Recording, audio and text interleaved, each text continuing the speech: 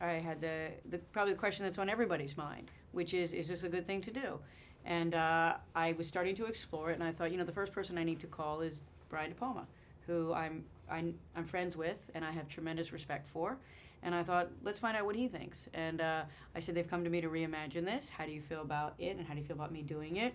And he was incredibly supportive, which I really, really appreciated. And he said, you should do it.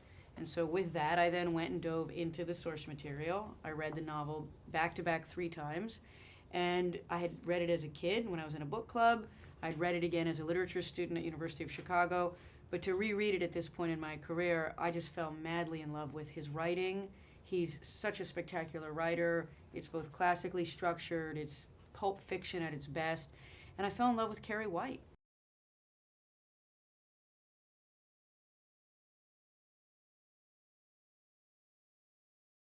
You've got this girl who wants nothing more than to be normal and to grow up and to go out there in the world.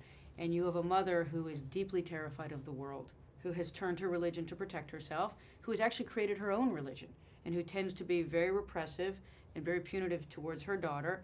And so they end up in this love affair from the beginning that ends up also this like crazy feud. So I added a scene in the beginning of the movie so that you were deeply inside that relationship, and then it would build to an amazing climax.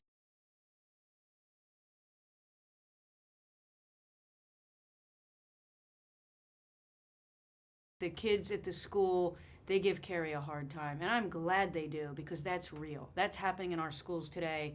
And I love that she suffers for it, and she goes and embraces her power, and she tries to find a talent, something other than that, the pain and the humiliation she feels at school. And I love that she ventures out to the prom, but necessarily one girl is going to want to get rid of the guilt, one girl's going to want to hurt her more. To me, it's amazing drama. Stephen King has just given us a gift with this, and I just think it's wildly entertaining.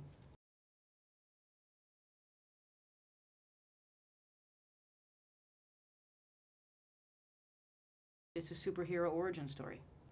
With the period comes the power. This is a girl who has extraordinary powers, and I felt compelled to make sure that we were inside her exploration of those. That sometimes she had control and sometimes she didn't, so that when she went to the prom, we didn't know what was going to happen. And the other thing that was very important to me is that this is a story of right and wrong.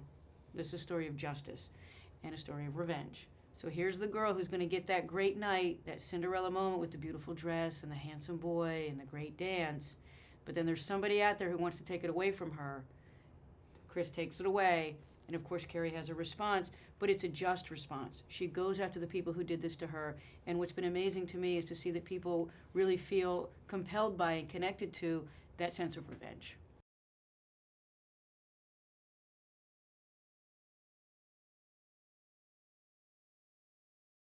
I just think it's so much fun. Hopefully it's so engaging. I hope they go along for the ride. Hope they love Carrie. I hope they love that mother-daughter relationship. But I hope they have a great time watching Chris escalate her attacks against Carrie.